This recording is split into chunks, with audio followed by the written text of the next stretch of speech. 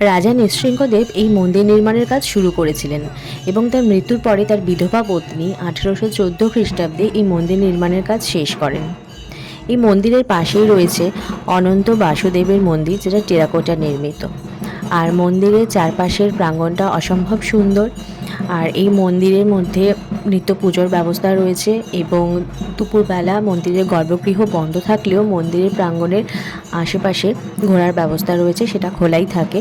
আর মন্দিরের 2:30 থেকে আবার গর্ভগৃহ খুলে দেওয়া হয়, মাকে দর্শন করা যায়। আর বিকেল 6টা পর্যন্ত মন্দির খোলা থাকে, তখনও পুজো দেওয়ার ব্যবস্থা আছে।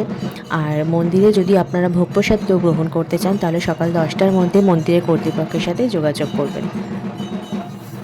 তো রাস পূর্ণিমার দিন বেশ ভালোই কাটালাম। এবার হচ্ছে ঘরে ফেরার পালা, বাড়িতে ফিরতে হবে। তো আজকের ব্লগটাকে এখানেই শেষ করছি। আবার দেখা হবে কোনো নতুন ব্লগ নিয়ে।